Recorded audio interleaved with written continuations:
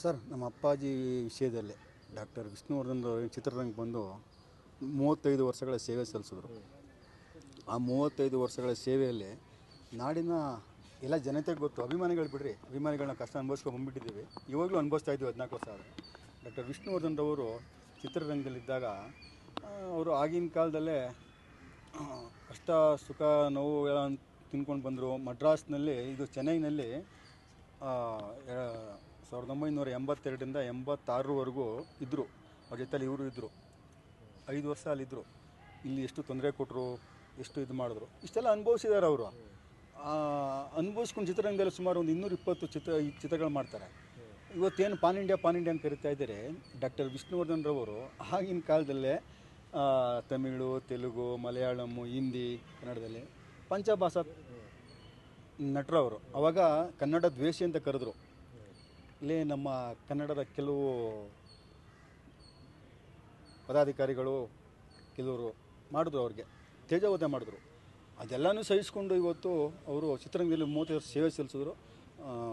ಕೊನೆ ಕ್ಷಣದಲ್ಲಿ ಅವರು ಒಂದು ಆಧ್ಯಾತ್ಮಕ್ಕೆ ಹೊಲ್ದ್ಕೊಂಡು ಒಂದು ಯಾವುದ್ರ ಮೇಲೂ ಅವ್ರಿಗೆ ಆಸೆಗಳಿರಲಿಲ್ಲ. ಆ ಮಟ್ಟಕ್ಕೆ ಅವರು ಹೋದರು. ನಾವು ಅವರಿಂದ ತುಂಬ ಒಳ್ಳೊಳ್ಳೆ ಚಿತ್ರಗಳನ್ನ, ಸಾಯಿಬಾಬಾ ಇರ್ಬೋದು, ಇನ್ನೂ ಒಳ್ಳೊಳ್ಳೆ ಚಿತ್ರಗಳನ್ನ ನಾವು ನಟನೆಯಿಂದ ನಾವು ಕಣ್ಣು ತುಂಬ್ಕೋಬೋದಾಯಿತು. ಆದರೆ ನಮಗೆ ದೇವರು ಅವಕಾಶ ಕೊಡಲಿಲ್ಲ, ಅವ್ರನ್ನ ಬೇಗ ಕರ್ಕೊಂಡ್ರು. ತುಂಬ ನೋವಿದೆ ಸರ್. ಇವಾಗಲೂ ಅಷ್ಟೇ ನಾವು ಅಭಿಮಾನಿಗಳು ಸರ್ಕಾರಗಳು ಬಂದ ಎಲ್ಲ 3 ಸರ್ಕಾರಗಳು, ಕಾಂಗ್ರೆಸ್ಸು, BJP, JDS, ಯಾರು ಈ ಗೆದ್ದೆ ತಿನ್ನ ಬಾಲ ಹಿಡಿತಾರೆ ನೋಡ್ರಿ ಅಂತ ಈ ಸರ್ಕಾರಗಳು, ಈ ರಾಜಕಾರಣಿಗಳು, ಈ ಒಕ್ಕೂಟ ವ್ಯವಸ್ಥೆಯಲ್ಲಿ ನಮಗೆ ತುಂಬ ಅನ್ಯಾಯ ಆಗಿದೆ ವಿಷ್ಣುವರ್ಧನ್ ಅವರಿಗೆ. ಇವತ್ತು ನೋಡಿ, ಅಭಿಮಾನ ಸ್ಟುಡಿಯೋಗೆ ಸರ್ಕಾರ ಬಾಲಣ್ಣವ್ರಿಗೆ 1965ರಲ್ಲಿ 5 ಎಕರೆ, 10 ಎಕರೆ, 15 ಎಕರೆ, ಟೋಟ್ಲ್ 20 ಎಕರೆ ಕೊಡ್ತಾರೆ. ಬಾಲಣ್ಣನವರ ಹಿರಿಯ ಕಲಾವಿದರು, ಅವ್ರ ಬಗ್ಗೆ ನಾವು ಮಾತಾಡೋಕ್ಕೆ ನಮ್ಗೆ ಯಾವುದೇ ಅಧಿಕಾರ ಇಲ್ಲ. ಆದರೆ 20 ಎಕರೆ ಜಾಗ ಕೊಡ್ತಾರೆ. ಅಂತಿಮವಾಗಿ ಅದು ನಡೆಸೋಕ್ಕಾಗ್ದೇ ಬಾಲಣ್ಣವರು ಹಿರಿಯವರಸರ ಆದಮೇಲೆ ಈ ಬಾಲಣ್ಣನವರ ಮಕ್ಕಳು ಏನು ಮಾಡ್ತಾರೆ, ಗಣೇಶ್ ಶ್ರೀನಿವಾಸು 2005ರಲ್ಲಿ ಸನ್ಮಾನ್ಯ ಮುಖ್ಯಮಂತ್ರಿ SM ಕೃಷ್ಣ ಅವ್ರ ಹತ್ರ ಒಂದು ಅವಲನ್ನು ತೋಡ್ಕೊಳ್ತಾರೆ. ಇಲ್ಲ, ನಮಗೆ ಸ್ಟುಡಿಯೋ ಅಭಿವೃದ್ಧಿ ಮತ್ತು ನಡೆಸೋಕ್ಕಾಗ್ತಾ ಇಲ್ಲ, ಒಂದು ಅಭಿವೃದ್ಧಿ ಪಡಿಸ್ಬೇಕು, ಒಂದು ಶೀತಲ ವ್ಯವಸ್ಥೆಯಲ್ಲಿದೆ, ನಮಗೆ 10 ಎಕರೆ ನಮಗೆ ಮಾರಾಟ ಮಾಡ್ಕೊಳ್ಳೋಕ್ಕೆ ಅವಕಾಶ ಮಾಡಿಕೊಡಿ ಅಂತ ಆಗಿನ ಸರ್ಕಾರಕ್ಕೆ CMನವ್ರಿಗೆ SM ಕೃಷ್ಣ ಅವ್ರಿಗೆ ಒಂದು ವರದಿ ಸಲ್ಲಿಸ್ತಾರೆ. ಯಾವುದೇ ಸರ್ಕಾರ ನೋಡಿರಿ ಕೇಳ್ಕೊಂಡಾಗ ಸರ್ಕಾರ ಒಂದು ಮಾನವೀಯತೆ ದೃಷ್ಟಿಯಿಂದ ಅವ್ರಿಗೆ ಕೊಡ್ತಾರೆ. ಏನು ಅವತ್ತು ಷರತ್ತುಗಳೊಂದಿಗೆ ಈ 10 ಎಕರೆ ಮಾರಾಟ ಮಾಡಿದ ಒಂದು ಹಣದಲ್ಲಿ ಅಭಿಮಾನ ಸ್ಟುಡಿಯೋವನ್ನು ಅಭಿವೃದ್ಧಿಪಡಿಸಿ ಒಂದು ದೊಡ್ಡ ಮಟ್ಟದಲ್ಲಿ ತಗೊಂಡೋಗಿ ಒಂದು ಷರತ್ತುಗಳೊಂದಿಗೆ ಸರ್ಕಾರ ಅವ್ರಿಗೆ ಮಾರಾಟ ಮಾಡೋಕ್ಕೆ ಕೊಟ್ಟಿರುತ್ತೆ. ಇವರು ಏನು ಮಾಡ್ತಾರೆ, 10 ಎಕರೆ ಏನು ಮಾರಾಟ ಆಯಿತು ಅದರಲ್ಲಿ ಅವರು ಫ್ಯಾಮಿಲಿ ವಿಷಯ ನಾನು ಮಾತಾಡೋಕ್ಕೆ ಹೋಗೋದಿಲ್ಲ, ಹಣ ಏನೇನು ಮಾಡ್ಕೊಂಡ್ರು ಗೊತ್ತಿಲ್ಲ. ಆದರೆ ಬಾಲಣ್ಣವರ ಏನು ಕಟ್ಟಿದ್ರು ನೀವು ನೋಡ್ಬೋದು, ಆ ಸ್ಟುಡಿಯೋನ ಈಗಲೂ ಹಾಗೇ ಇದೆ. ಆದರೆ ಅದು ಸೇರಿದಂತೆ ಒಂದು 4-5 ಕೋಣೆಗಳನ್ನ ಕಟ್ಕೊಂಡಿದ್ದಾರೆ ಹೊಸದಾಗಿ. ಈಗ ನಿನ್ನೆ ಮೊನ್ನೆ ಕಟ್ಟಿರೋದು ಅದು ಏನು DCV ಶಂಕರ್ರು 2015ರಲ್ಲಿ, ಯಾವಾಗ ಇವರು 2009ರಿಂದ 16ರವರೆಗೂ ಸ್ಮಾರಕ ನಿರ್ಮಾಣ ಮಾಡೋಕ್ಕೆ ಜಾಗ ಕೊಡ್ದಿಲ್ವೋ, ಅಲಿಸಿ ಸ್ಟೇ ಅಲಿಯೋದು, ಕೋರ್ಟ್ಗೆ ಹೋಗೋದು, ಅಲಿಯೋದು ಇದೇ ಮಾಡ್ಕೊಂಡ್ಬಂದರು. ಇವ್ರಿಗೆ ತುಂಬ ತಾಳ್ಮೆ ಕಳೆದುಕೊಂಡ ನಮ್ಮ DCV ಶಂಕರ್ ಏನು ಮಾಡ್ತಾರೆ, ನೀವು 10 ಎಕರೆ ಮಾರ್ಕೊಂಡಿದ್ದು ಅಭಿವೃದ್ಧಿ ಪಡಿಸಿಲ್ಲ, ನಾವು ಹೊಸಪಡಿಸ್ಕೋತೀವಿ ಅಂತ 2 ಮೊಕದ್ದಮೆಗಳನ್ನ 2015ರಲ್ಲಿ ಹಾಕ್ತಾರೆ.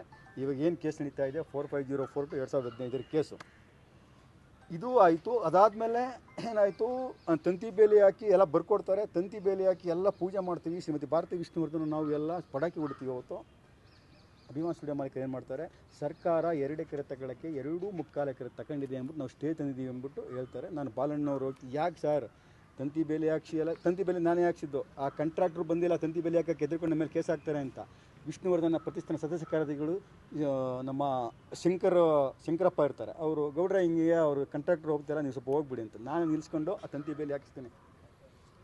ಈಗ ಎಂಥ ಪರಿಸ್ಥಿತಿ ಅಂದರೆ ಹಿಂಗೆಲ್ಲ ಮಾಡಿಕೊಂಡು ಅವರು ತಡೆಬಿಡ್ತಾರೆ. ಆವಾಗ ಶ್ರೀಮತಿ ಭಾರತಿ ವಿಷ್ಣುವರ್ಧನ್ರವರು ತುಂಬ ಬೇಜಾರು ಮಾಡಿಕೊಂಡು ಅವರು ನಾನು ಇಲ್ಲಿ ಕಾಲ ಹಾಕಲ್ಲ. ಈ ನಡುವೆ ಶ್ರೀನಿವಾಸ್ ಅಂದ್ಬಿಟ್ಟು ಬಾಲಣ್ಣನವರ 2ನೇ ಮಗ TV9 ಮಾಧ್ಯಮದಲ್ಲಿ ಏನು ನಮ್ಮ ಅಪ್ಪಂದು ಜಾಗ ಇವತ್ತು ವಿಷ್ಣುವರ್ಧನ್ ಆಗ್ತಾರೆ, ಅಂಬರೀಷ್ ಆಗ್ತಾರೆ, ಅಂಬರೀಷ್ ಎಲ್ಲರೂ ಕೊಡೋಕ್ಕೆ ನಮ್ಮ ಜಾಗ ಏನು ಸಮಾಧಿನ ಇದು? ನಮ್ಮ ಅಪ್ಪಾಜಿ ಬಗ್ಗೆ ಒಂದು ಕೀಳು ಮಟ್ಟದಲ್ಲಿ ಮತ್ತು ಏನು ಮಾಡಿದ್ದಾರೆ ಏನು ಅಂತ ಎಲ್ಲ ಮಾತಾಡಿದಾಗ ನಾವು ಅಭಿಮಾನಿಗಳೆಲ್ಲ ಒಂದು ಅಲ್ಲಿ ಪ್ರೊಟೆಸ್ಟ್ ಮಾಡಿ ಸ್ಟುಡಿಯೋದಲ್ಲಿ ನಮ್ಮ ವಿಷ್ಣು ಸೇನಾ ಸಂಘಟನೆಯಿಂದ ಅವರ ಕ್ಷಮೆ ಕೇಳೋಕ್ಕೆಲ್ಲ ನಾವು ಇದು ಮಾಡ್ತೀವಿ. ಈ ಮಾತು ಯಾವಾಗ ಮಾಧ್ಯಮದ ಮುಖಾಂತರ ಹೇಳ್ತಾರೆ, ಬಾಲಣ್ಣನವರ ಕುಟುಂಬ ಮನನೊಂದ ಶ್ರೀಮತಿ ಭಾರತಿ ವಿಷ್ಣುವರ್ಧನ್ ಅವರು ಅಭಿಮಾನಿಗಳಿಗೆ ಪಾಪ ಅವಕಾಶ ಕೊಟ್ಟರು. ಅಮ್ಮಂದು ಏನು ತಪ್ಪಿಲ್ಲ. 6 ವರ್ಷಕ್ಕಾದರೂ ನಮಗೂ 1 ವರ್ಷ ಇದು ಬಿಟ್ಟರು ಎಲ್ಲ ಆಗೋದು. ಅವ್ರ ಮಾಧ್ಯಮದಲ್ಲಿ ಯಾವಾಗ ಹೇಳಿದ್ರು,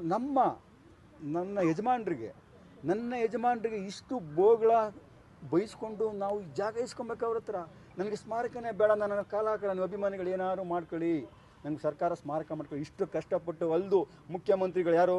ಯಡಿಯೂರಪ್ಪ, ಸದಾನಂದ ಗೌಡರು, ಜಗದೀಶ್ ಶೆಟ್ಟರು, ಸಿದ್ದರಾಮಯ್ಯ, ಎಷ್ಟು DC ಅಲ್ದು ಸಾಕಾಗಿ ಲಾಸ್ಟ್ಗೆ ಈ ಪರಿಸ್ಥಿತಿ ಬಂದಾಗ ಶ್ರೀಮತಿ ಭಾರತಿ ಮನನೊಂದು ಅವರು ಅಭಿಮಾನಿಗಳನ್ನೂ ಬಗ್ಗೆನೂ ಅವ್ರು ತಲೆ ಕೆಡಿಸ್ಕೊಂಡು ನೀವೇನಾರ ಮಾಡ್ಕೊಳ್ಳಿ, ನಿಮಗೆ ಬಿಟ್ಟದ್ದು, ನಾನು ಅಲ್ಲಿ ಕಾಲ ಹಾಕಲ್ಲ ಅಂತ 2016 ಫೆಬ್ರವರಿಯಲ್ಲಿ ಹೇಳ್ತಾರೆ. ಅಂತಿಮವಾಗಿ ಸನ್ಮಾನ್ಯ ಸಿದ್ದರಾಮಯ್ಯನವರು 2016ರಲ್ಲಿ ಜೂನ್ ತಿಂಗಳಲ್ಲಿ ಮೈಸೂರಿನಲ್ಲಿ ಆಲ್ದೂಳು ಗ್ರಾಮ ಉದ್ಬೂರು ಗೇಟ್ ಬಳಿ 5.5 ಎಕರೆ ಜಾಗ ಕೊಡ್ತಾರೆ. ಅದು ಗೌರ್ಮೆಂಟ್ ಜಾಗನೇ. ಆ ಜಾಗ ಕೊಡ್ತಾರೆ. ಅಲ್ಲಿ ಏನಾಗುತ್ತೆ, ರೈತರು ಸುಮಾರು ಒಂದು 30 ವರ್ಷಗಳಿಂದ ಖರಾಬ್ ಭೂಮಿ ಅಂತಾರೆ, ನಮ್ಗೆ ಸರಿಯಾಗಿ ಗೊತ್ತಾಗಲ್ಲ, ಅಂದರೆ ಉಳುಮೆ ಮಾಡ್ಕೊಂಬಂದ್ರೆ ಅವ್ರ ಕೋರ್ಟಕ್ಕೆ ಕೇಸ್ ಹಾಕೊಂಡ್ಬಿಡ್ತಾರೆ. ಅದು ಕೇಸ್ ನಡೀತಾ ಇರುತ್ತೆ. ಅದು ಬಿಡಿ, ಸ್ಮಾರಕದ ಹಂಗಾಯಿತು. ಅದು ಕೋರ್ಟು ನಡೀತಾ ಇತ್ತು. 2023ಕ್ಕೆ ಅದು ಸ್ಮಾರಕ ಲೋಕಾರ್ಪಣೆ ಆಯಿತು. ಅದರಲ್ಲಿ ಯಾವಾಗ ಸ್ಮಾರಕ ಭಾರತಿ ವಿಷ್ಣುವರ್ಧನ್ ಇದು ಮಾಡಿದ್ರು, ಈ DC ವಿ ಶಂಕರ್ ಏನಿದ್ರು ಅವ್ರು ಕೇಸ್ ಹಾಕಿರ್ತಾರೆ. ನಾವು ಸ್ವಲ್ಪ ಅಭಿಮಾನ ಸ್ಟುಡಿಯೋ ಮಾಲೀಕರ ಜೊತೆ ನಾನು ಚೆನ್ನಾಗಿರ್ತೀನಿ, ಗಣೇಶ್ವರ ಹತ್ರ ಇರ್ಬೋದು, ಸ್ಟುಡಿಯೋ ಮಾಲೀಕರ ಹತ್ರ.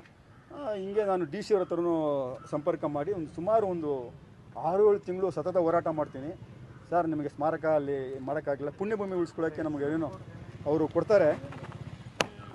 ಬನ್ನಿ ಸರ್, ಒಂದು 10 ಗುಂಟೆ ಜಾಗ ನಾವು ದಾನವಾಗಿ ಕೊಡ್ತೀವಿ ರಾಜಗೌಡ್ರೆ, ನೀವು DC ಹತ್ರ ಮಾತಾಡ್ಬಿಟ್ಟು ಕೇಸ್ ತೆಗೆಸ್ಬಿಟ್ಟು ನಮ್ಗೆ ಕ್ಲಿಯರ್ ಮಾಡಿಕೊಡಿ ಅಂತಾರೆ.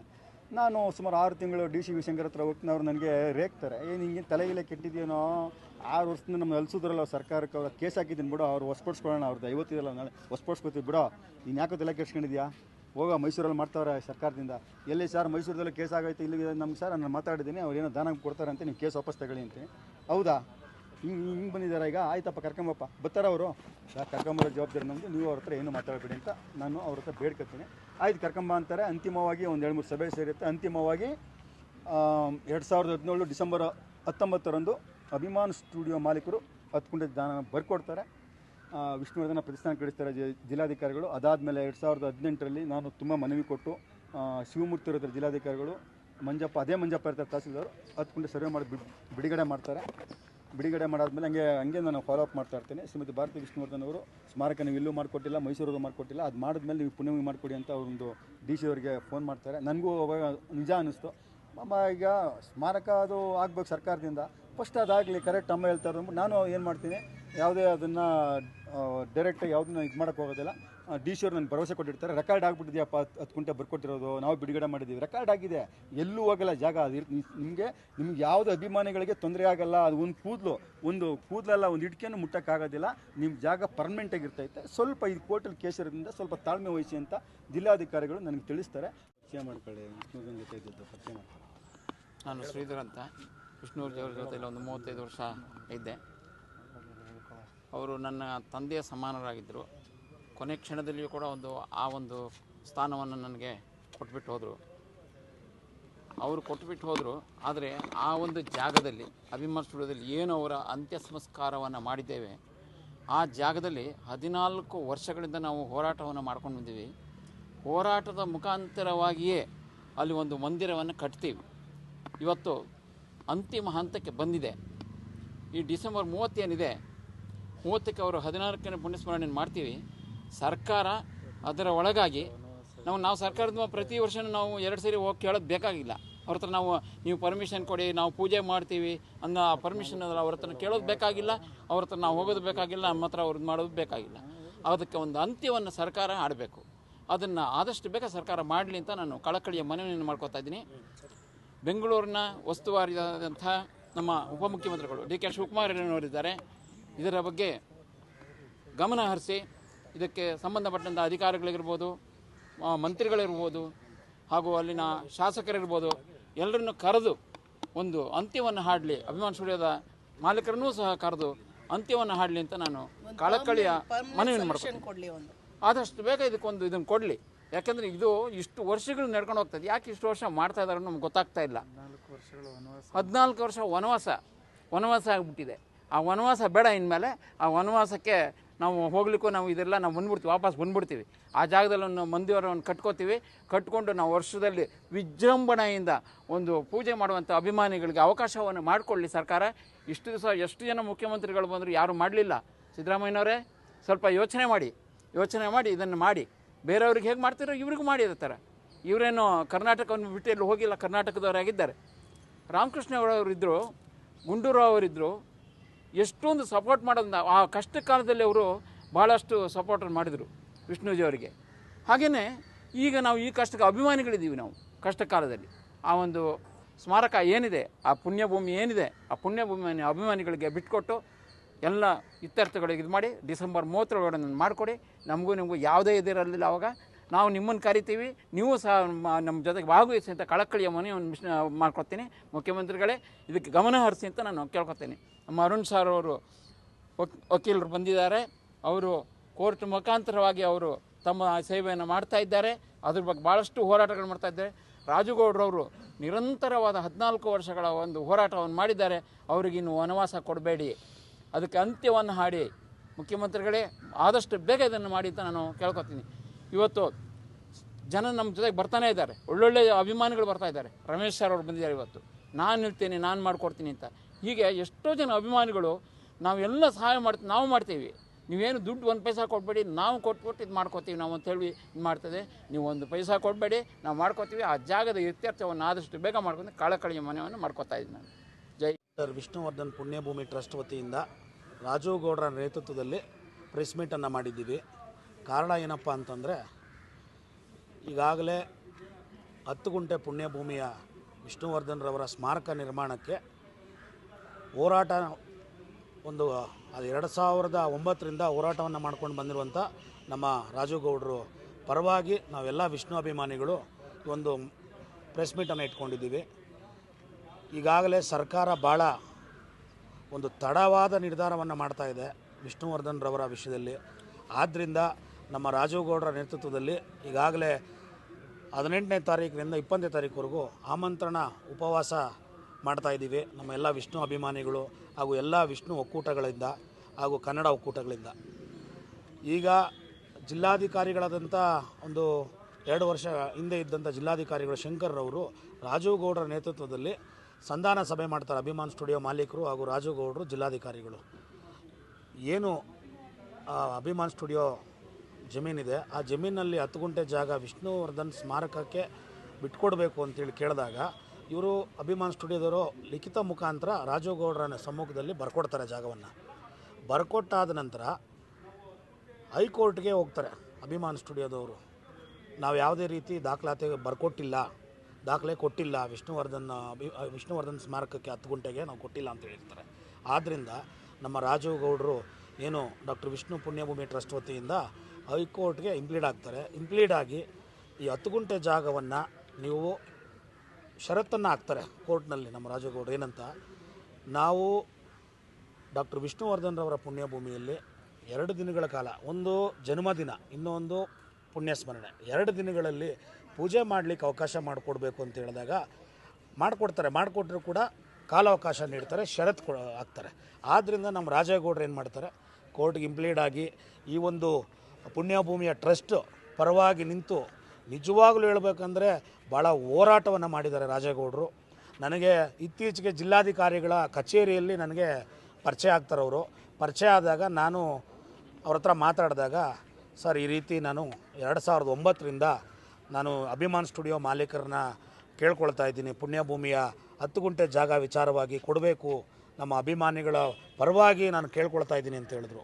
ನಾನು ಎಲ್ಲ ರಾಜೇಗೌಡರ ಬಗ್ಗೆ ನಾನು ಜಿಲ್ಲಾಧಿಕಾರಿಗಳ ಕಚೇರಿಯಲ್ಲಿ ವಿಚಾರಿಸಿದಾಗ ಭಾಳಷ್ಟು ಜನ ಏನಂತ ಹೇಳಿದ್ರು ರಾಜೇಗೌಡರ ಬಗ್ಗೆ, ಸರ್ ನಿಜವಾಗಲೂ ವಿಷ್ಣು ಅಪ್ಪಾಜಿರವರ ಪರವಾಗಿ ಭಾಳಷ್ಟು ಕಾಳಜಿ ವಹಿಸಿ, ಅವ್ರ ಫ್ಯಾಮ್ಲಿ ಕೂಡ ಅಷ್ಟು ಕಾಳಜಿ ವಹಿಸಿರ್ತಾರೋ ಇಲ್ವೋ ಅಷ್ಟು ಕಾಳಜಿ ವಹಿಸಿ ರಾಜೇಗೌಡರು, ಆಮೇಲೆ ನಮ್ಮ ಶ್ರೀಧರ್ ಮೂರ್ತಿ ಅಣ್ಣವರು, ಅವರೇ ನಮ್ಮ ಡಾಕ್ಟರ್ ವಿಷ್ಣು ಅಪ್ಪಾಜಿರವರಿಗೆ ಅಗ್ನಿಸ್ಪರ್ಶ ಮಾಡಿರ್ತಾರೆ. ಅಂಥ ಪುಣ್ಯಾತ್ಮರ ಜೊತೆಯಲ್ಲಿ ಇವತ್ತು ನಾವು ನಿಜವಾಗಲೂ ಹೇಳ್ತೀನಿ, ಈ ಒಂದು ಪತ್ರಿಕಾ ಮಾಧ್ಯಮದಲ್ಲಿ ನಾನು ಹೇಳಬೇಕಂದ್ರೆ ಅವ್ರ ಜೊತೆಲಿ ನಿಂತು ನಾವು ಈ ಒಂದು ಪತ್ರಿಕಾಗೋಷ್ಠಿಯನ್ನು ಮಾಡ್ತಾ ಇದ್ದೀವಿ. ನಮಗೆ ಸರ್ಕಾರದಿಂದ ಯಾವುದೇ ರೀತಿ ಅಂದರೆ ನಮಗೆ ಯಾವುದೇ ರೀತಿ ಸಹಾಯ ಆಗಿಲ್ಲ ವಿಷ್ಣುವರ್ಧನ್ರವರ ಪುಣ್ಯಭೂಮಿಗೆ 10 ಗುಂಟೆ ಜಾಗವಾಗಿ. ಆದ್ದರಿಂದ ನಮ್ಮ ಶ್ರೀಧರ್ ಮೂರ್ತಿ ಅಣ್ಣವರು, ನಮ್ಮ ರಾಜೇಗೌಡರು ಭಾಳಷ್ಟು ಹೋರಾಟಗಳನ್ನು ಮಾಡಿ ಈ ಒಂದು ನಿಲುವಿಗೆ ತಂದು ನಿಲ್ಲಿಸಿದ್ದಾರೆ. ಇವತ್ತು ನಮ್ಮ ಎಲ್ಲ ವಿಷ್ಣು ಅಭಿಮಾನಿಗಳು ರಾಜ್ಯಾದ್ಯಂತ ಉಗ್ರ ಹೋರಾಟವನ್ನು ಮಾಡ್ತಾಯಿದ್ದಾರೆ. ತಮ್ಮ ಮಾಧ್ಯಮದವ್ರಿಗೆ ಗೊತ್ತಿದೆ. ಈಗಾಗಲೇ ನಮ್ಮ ಸರ್ಕಾರ ಕೂಡ ಕಣ್ಮುಚ್ಕೊಂಡ್ರನ್ನ ನಾವು ಎಚ್ಚರಿಸೋವಂಥ ಕೆಲಸ ಮಾಡಿದ್ದೀವಿ ವಿಷ್ಣು ಅಭಿಮಾನಿಗಳು. ಇನ್ನು ಡಿಸೆಂಬರ್ 18ರಿಂದ 20ನೇ ತಾರೀಕಲ್ಲಿ ಈಗಾಗಲೇ ಪರ್ಮಿಷನ್ ತಗೊಂಡಿದ್ದಾರೆ ರಾಜೇಗೌಡರು ಹಾಗೂ ಶ್ರೀಧರ್ ಮೂರ್ತಿ ಅಣ್ಣವರು. ಏನೋ ಉಪವಾಸ ಆಮಂತ್ರಣ ಉಪವಾಸ ಸತ್ಯಾಗ್ರಹ ಮಾಡಬೇಕು ಅಂತೇಳಿ. ಆದ್ದರಿಂದ ಎಲ್ಲ ವಿಷ್ಣು ಅಭಿಮಾನಿಗಳು ಹಾಗೂ ಒಕ್ಕೂಟಗಳು ಸಂಘ ಸಂಸ್ಥೆಗಳನ್ನ ಕರೆದಿದ್ದಾರೆ. ನಾವೆಲ್ಲರೂ ಅವ್ರ ಜೊತೆಯಲ್ಲಿ ಭಾಗವಹಿಸ್ತೀವಿ. 18ರಿಂದ 20ನೇ ತಾರೀಕು ಈ ಉಗ್ರವಾದ ಹೋರಾಟವನ್ನು ಮಾಡಿ ನಮ್ಮ 10 ಗುಂಟೆ ಏನು ಪುಣ್ಯ ಸ್ಮರಣೆಯ ಭೂಮಿ ಇದೆ, ನಮ್ಮೆಲ್ಲರಿಗೂ ಗೊತ್ತಿದೆ. ಹಿಂದೂ ಸಂಸ್ಕೃತದಲ್ಲಿ ಶ್ರೀಧರ ಮೂರ್ತಿ ಅಣ್ಣವ್ರು ಹೇಳಿದ್ರು, ನಾವು ಎಲ್ಲಿ ಆ ಒಂದು ಮಣ್ಣನ್ನು ಮಾಡಿರ್ತೀವಿ ಅಂದರೆ ಪುಣ್ಯಭೂಮಿ ಇರುತ್ತೆ, ಆ ಒಂದು ಪುಣ್ಯಭೂಮಿಯಲ್ಲಿ ನಾವು ಸ್ಮಾರಕ ಕಟ್ಟೋದ್ರಿಂದ ಅದು ಅರ್ಥಪೂರ್ಣವಾಗಿರುತ್ತೆ. ಅದು ಬಿಟ್ಟು ನಾವು ಮೈಸೂರಲ್ಲಿ ಎಲ್ಲೋ ಮಾಡೋದು ಇದು ಅರ್ಥಪೂರ್ಣವಾಗಿರಲ್ಲ. ನಮ್ಮ ಹಿಂದೂ ಸಂಸ್ಕೃತಿ ಪರವಾಗಿ ನಾವೇನು ಆ ಕೆಲಸ ಮಾಡಬೇಕಾಗಿದೆ. ನಮ್ಮ ಅಪ್ಪಾಜಿಯವರಿಗೆ ಆತ್ಮಕ್ಕೆ ಶಾಂತಿ ಕೊಡಬೇಕು ಅಂದರೆ ಆ ಜಾಗದಲ್ಲೇ ನಾವು ಪುಣ್ಯಸ್ಮರಣೆಯ ಭೂಮಿಯಲ್ಲೇ ನಾವು ಸ್ಮಾರಕವನ್ನು ನಿರ್ಮಾಣ ಮಾಡಬೇಕು. ಆ ಜಾಗ ಅಭಿಮಾನಿಗಳ ಒಂದು ಒಡನಾಟ ಆಗಿರೋದ್ರಿಂದ ತಮಗೆ ಗೊತ್ತಿದೆ. ಇವತ್ತು ವಿಷ್ಣುವರ್ಧನ್ರವರ ಜನ್ಮದಿನ ಆಗಿರ್ಬೋದು, ಪುಣ್ಯಸ್ಮರಣೆಯ ಕಾರ್ಯಕ್ರಮ ಅಂದರೆ ಲಕ್ಷಾಂತರ ಜನ ಅಭಿಮಾನಿಗಳು ಬಂದಲ್ಲಿ ಪೂಜೆ ಸಲ್ಲಿಸ್ತಾರೆ, ಅನ್ನದಾನ ಮಾಡ್ತಾರೆ, ರಕ್ತ ಶಿಬಿರಗಳು ಮತ್ತು ಆರೋಗ್ಯ ಶಿಬಿರಗಳನ್ನು ಮಾಡ್ತಾರೆ. ಆದ್ದರಿಂದ ನಮ್ಮ ರಾಜೇಗೌಡರು ಶ್ರೀಧರ್ ಮೂರ್ತಿ ಅಣ್ಣವರು ಈ ಒಂದು ಪತ್ರಿಕಾಗೋಷ್ಠಿಯನ್ನು ಕರೆದು ಸರ್ಕಾರಕ್ಕೆ ಮಾಧ್ಯಮದ ಮುಖಾಂತರ ಅವರಿಗೆ ಒಂದು ಸಂದೇಶವನ್ನು ನೀಡಬೇಕು. ಸರ್ಕಾರದ ಏನು ಸಂಸ್ಥೆಗಳಿವೆ ಆ ಸಂಸ್ಥೆಗಳ ಮುಖಾಂತರ ನಮಗೆ ಸಹಾಯ ಆಗಬೇಕು. ನಮ್ಮ ಈ ಭಾಗದಲ್ಲಿ ನಮ್ಮ ವಿಷ್ಣುವರ್ಧನ್ರವರ ಪುಣ್ಯಭೂಮಿಗೆ ಅನುಕೂಲ ಆಗಲಿ ಅಂತೇಳಿ ರಾಜೇಗೌಡರು ಮತ್ತು ಶ್ರೀಧರ ಮೂರ್ತಿ ಅಣ್ಣವರು ಭಾಳಷ್ಟು ಒತ್ತಡವನ್ನು ಹಾಕಿದ್ದಾರೆ. ಈ ಸಂದರ್ಭದಲ್ಲಿ ನಮ್ಮ ವಕೀಲರಾದಂಥ ಅರುಣ್ ಸರ್ ಅವರು ಅವ್ರ ಪ್ರತಿಯೊಂದು ವಿಷಯ ಗೊತ್ತಿದೆ. ಯಾಕೆಂದರೆ ನೋಡಿ, ನಮಗೆ ವಿಷಯ ಗೊತ್ತಿಲ್ಲದೆ ಮಾತಾಡೋದಲ್ಲ. ಈಗ ನಮಗೆ ಅಲ್ಪ ಸ್ವಲ್ಪ ವಿಷಯ ಗೊತ್ತಿದೆ. ಪ್ರತಿಯೊಂದು ವಿಷಯ ಅರುಣ್ ಸರ್ ಅವ್ರಿಗೆ ಗೊತ್ತಿದೆ. ಇವತ್ತಿನ ಪರಿಸ್ಥಿತಿ ಎಲ್ಲಿಂದ ಯಾವ ಮಟ್ಟಕ್ಕೆ ತೊಗೊಂಡು ಬಂದು ಇವತ್ತು ನಮ್ಮ ನ್ಯಾಯಾಲಯದಲ್ಲಿ ಇದೆ ಅಂತ ಹೇಳಿದ್ರೆ, ಆ ನ್ಯಾಯಾಲಯದಲ್ಲಿ ಹೋರಾಟ ಮಾಡಿ ಇವತ್ತು ಆ ಕೇಸನ್ನ ಗೆಲ್ಲಲಿಕ್ಕೆ ಎಲ್ಲ ಪ್ರಯತ್ನವನ್ನು ಅರುಣ್ ಸರ್ ಮಾಡ್ತಾಯಿದ್ದಾರೆ. ಅವ್ರಿಗೆ ನಮ್ಮ ವಿಷ್ಣುವರ್ಧನ್ ಅಭಿಮಾನಿಗಳ ಪರವಾಗಿ ನಾವೆಲ್ಲರೂ ಎಲ್ಲ ರೀತಿಯ ಸೇವೆಗೆ ನಾವು ತಮ್ಮ ಜೊತೇಲಿ ಇರ್ತೀವಿ, ಸದಾ ಸಿದ್ಧ ಇರ್ತೀವಿ. ಸರ್, ದಯವಿಟ್ಟು ನ್ಯಾಯ ಕೊಡಿಸಿ ಅಂತೇಳಿ ಅರುಣ್ ಸರ್ ಹತ್ರ ಈಗಾಗಲೇ ನಾವು ನಮ್ಮ ಶ್ರೀಧರ್ ಮೂರ್ತಿ ಅಣ್ಣವರು, ನಮ್ಮ ರಾಜು ಗೌಡರು ಪ್ರತಿಯೊಂದು ಏನು ಕೇಸ್ನಲ್ಲಿ ಇಂಪ್ಲೀಡ್ ಆಗಿರೋಂಥ ಡಾಕ್ಯುಮೆಂಟ್ಸ್ ಎಲ್ಲ ಕೊಟ್ಟಿದ್ದಾರೆ. ಈಗ ನಮಗೆ ಪೂರ್ಣ ಭರವಸೆ ಇದೆ, ನಮ್ಮ ಅರುಣ್ ಸರ್ ಅವರು ಈ ಕೇಸ್ನಲ್ಲಿ ಸರ್ಕಾರದ ವಿರುದ್ಧ ಚಾಟಿಯನ್ನು ಬೀಸಿದ್ದಾರೆ ನ್ಯಾಯಾಲಯದ ಮುಖಾಂತರ. ಈ ಸ್ಮಾರಕ ಭೂಮಿ ನಮ್ಮ ವಿಷ್ಣುವರ್ಧನ್ ಪುಣ್ಯಭೂಮಿ ಅಭಿಮಾನಿಗಳ ಪರವಾಗಿ ಆಗಲೇಬೇಕು. ಅಭಿಮಾನಿಗಳು ಅಲ್ಲಿ ಹೋಗಿ ಪೂಜೆ ಮಾಡಬೇಕು. ಅಭಿಮಾನಿಗಳು ಡಾಕ್ಟರ್ ವಿಷ್ಣುವರ್ಧನ್ ಅಪ್ಪಾಜಿರವರನ್ನು ಸ್ಮರಿಸುವಂಥ ಕೆಲಸವನ್ನು ಮಾಡಬೇಕಾಗಿದೆ ಅಂತೇಳಿ ಈ ಸಂದರ್ಭದಲ್ಲಿ ನಾನು ಎಲ್ಲ ಅಭಿಮಾನಿಗಳ ಪರವಾಗಿ ಕೇಳ್ಕೊಳ್ತೀನಿ. ಹಾಗೂ ಏನು 18ನೇ ತಾರೀಕಿಂದ 20ನೇ ತಾರೀಕಿಗೆ ಏನೋ ಫ್ರೀಡಮ್ ಪಾರ್ಕಲ್ಲಿ 20ನೇ ತಾರೀಕುವರೆಗೆ ಉಪವಾಸ ಸತ್ಯಾಗ್ರಹ ಮಾಡ್ತಾಯಿದ್ದಾರೆ ನಮ್ಮ ರಾಜೇಗೌಡರು, ಶ್ರೀಧರ್ ಮೂರ್ತಿ ಅಣ್ಣವರು, ಇನ್ನೂ ನಮ್ಮ ಹಲವಾರು ಸಂಘಟನೆಗಳ ಒಕ್ಕೂಟ ವಿಷ್ಣುವರ್ಧನ್ ಅಭಿಮಾನಿಗಳು ಬಂದು ಭಾಗವಹಿಸಿ ಡಾಕ್ಟರ್ ವಿಷ್ಣುವರ್ಧನ್ ಅಪ್ಪಾಜಿರವರ ಪುಣ್ಯಭೂಮಿಯನ್ನು ಸರ್ಕಾರದಿಂದ ನಾವು ಹಿಂಪಡಿಬೇಕು. ಆ ಒಂದು ಜಾಗವನ್ನು ನಾವು ನಮ್ಮದಾಗಿಸ್ಕೋಬೇಕು, ನಮ್ಮ ಟ್ರಸ್ಟ್ನ ಪುಣ್ಯಭೂಮಿಯಾಗಿ ಅದನ್ನು ಪರಿವರ್ತನೆ ಮಾಡ್ಕೋಬೇಕು ಅಂತೇಳಿ ಸಂದರ್ಭದಲ್ಲಿ ಕೇಳ್ಕೊಳ್ತಾ ಇದ್ದೀನಿ ಮಾಧ್ಯಮದ ಮುಖಾಂತರ ಎಲ್ಲ ಅಭಿಮಾನಿಗಳಲ್ಲೂ. ಮಾಡಿ ಕಾನೂನು ಕ್ರಮ ಕೈಗೊಂಡಿದ್ದಾರೆ. ಈಗಿನ ವ್ಯವಸ್ಥೆಗೆ ಈ ಸತಿ ಪುಣ್ಯಸ್ಮರಣೆ ಯಾವ ಥರ ಸಿದ್ಧತೆ ಆಗಿದೆ, ಅಡಚಣೆ ಏನು ಆಗಲ್ವಾ ಅಂತ ನೋಡಿ. ಸರ್ಕಾರ ನಮಗೆ ಡಿಸೆಂಬರ್ 30ನೇ ತಾರೀಕು ಪುಣ್ಯಸ್ಮರಣೆ ದಿವಸಕ್ಕೆ ಕೆಲವು ಷರತ್ತುಗಳನ್ನು ಒಡ್ಡಿ ನಮಗೆ ಪರ್ಮಿಷನ್ನ ಕೊಟ್ಟಿದೆ. ಅದರಲ್ಲಿ ಷರತ್ತಿರೋದಕ್ಕಂತ ಯಾವುದೇ ಕಾನೂನಿನ ಅಡಚಣೆ ಆಗಬಾರ್ದು ಅಂತ ನಮ್ಮ ಸಂಘಟನೆ ಕಡೆಯಿಂದ ಅಂತೂ ನಾವು ಯಾವುದೇ ಕಾನೂನು ಭಂಗ ಇದುವರೆಗೂ ಮಾಡಿಲ್ಲ, ಮುಂದೆಯೂ ಮಾಡೋದಿಲ್ಲ. ಶಾಂತಿಯುತವಾಗಿ ನಾವು ಪುಣ್ಯಸ್ಮರಣೆ ಕಾರ್ಯಕ್ರಮವನ್ನು ನಡೆಸ್ಕೊಡ್ತೇವೆ. ಎರಡನೇದು, ರಾಜಕೀಯ ಇಚ್ಛಾಶಕ್ತಿ ಬೇಕು. ಇದೆಲ್ಲ ಮಾಡಲಿಕ್ಕೆ ಕೂಡ ಯಾವುದೇ ಸರ್ಕಾರ ಬರಲಿ, ರಾಜಕೀಯ ಇಚ್ಛಾಶಕ್ತಿ ಇಲ್ಲ ಅಂತಂದರೆ ಮಾಡಲಿಕ್ಕೆ ಆಗೋದಿಲ್ಲ. ಈಗಿನ ರಾಜಕೀಯ ವ್ಯವಸ್ಥೆಯಲ್ಲಿ ಈಗಿನ ಸರ್ಕಾರಕ್ಕೆ ನಾವು ಒತ್ತಾಯ ಮಾಡೋದಿಷ್ಟೇ, ಕಳೆದ 14 ವರ್ಷದಿಂದ ಏನಾಗಿಲ್ಲ ಅದು ಈ ಸಂದರ್ಭದಲ್ಲಿ ಮಾಡಿ ನಿಮ್ಮ ಸರ್ಕಾರಕ್ಕೂ ಒಳ್ಳೆಯ ಹೆಸರು ಬರ್ತದೆ, ಎಲ್ಲ ಅಭಿಮಾನಿಗಳಿಗೂ ಒಂದು ಖುಷಿಯ ವಿಚಾರ ಆಗುತ್ತೆ. ಮತ್ತು ಇದು ಎಲ್ಲ ಹೋರಾಟಗಳಿಗೆ ಒಂದು ತಾರ್ಕಿಕ ಅಂತ್ಯ ಕೊಡಿ. ಒಂದು 10 ಗುಂಟೆ ಜಾಗವನ್ನು ನಾವು ಕೇಳ್ತಾ ಇರೋದು. ಯಾಕಂದರೆ ಅಲ್ಲಿ ಸಮಾಧಿ ಸ್ಥಳ ಇರೋದರಿಂದ ಸೊ ಅದನ್ನು ಮಾಡಿ ಅದಕ್ಕೆ ಸೂಕ್ತ ಆದೇಶ ಹೊರಡಿಸಿ ಅಂತ ನಾವು ಸರ್ಕಾರಕ್ಕೆ ತಮ್ಮ ಮುಖಾಂತರ ಕೋರ್ತಾ ಇದ್ದೀವಿ. ಷರತ್ತು ಮುಕ್ತ ಪುಣ್ಯಸ್ಮರಣೆ ಯಾವ ವರ್ಷದಲ್ಲಿ ಬಯಸ್ಬೋದು ಸರ್? ನೋಡಿ, ಸರ್ಕಾರ ಸೂಕ್ತ ಆದೇಶ ಹೊರಡಿಸಿ ಅದಕ್ಕೆ ಎಲ್ಲ ಅವಕಾಶಗಳನ್ನು ಮಾಡಿಕೊಟ್ರೆ ಮುಂದಿನ ವರ್ಷದಿಂದನೇ ಆಗಬಹುದು. ನಾವು ಈ ವರ್ಷವೇ ಮಾಡಲಿಕ್ಕೆ ಸಿದ್ಧ ಇದ್ದೀವಿ ಷರತ್ತು ಮುಕ್ತವಾಗಿ. ಅದು ಸರ್ಕಾರಕ್ಕೆ ಬಿಟ್ಟ ವಿಚಾರ. ಸರ್ಕಾರವನ್ನು ನಾವು ಈ ಮುಖಾಂತರ ತಮ್ಮಗಳ ಮುಖಾಂತರ ಹಕ್ಕೊತ್ತಾಯ ಮಂಡಿಸ್ತಾ ಇದ್ದೀವಿ. ಈ 10 ಗುಂಟೆ ಜಾಗವನ್ನು ಷರತ್ತು ಮುಕ್ತಗೊಳಿಸಿ ನಮ್ಮ ಟ್ರಸ್ಟ್ ವತಿಗಾದರೂ ಕೊಡ್ಬೋದು, ಅಥವಾ ವಿಷ್ಣುವರ್ಧನ್ ಪ್ರತಿಷ್ಠಾನ ಅಂತ ಮಾಡಿದ್ದಾರೆ ಅದಕ್ಕಾದರೂ ವಹಿಸಿಕೊಡಿ. ನಾವು ಅದರ ಮುಖಾಂತರ ನಮ್ಮ ಪುಣ್ಯ ಸ್ಮರಣೆ ಕಾರ್ಯಕ್ರಮ ಮತ್ತು ಹುಟ್ಟುಹಬ್ಬದ ಕಾರ್ಯಕ್ರಮಗಳನ್ನು ಷರತ್ತು ಮುಕ್ತವಾಗಿ ಆಚರಣೆ ಮಾಡಬೇಕು ಅಂತ ತಮ್ಮ ಮುಖಾಂತರ ಕೇಳ್ತಾ ಇದ್ದೀವಿ.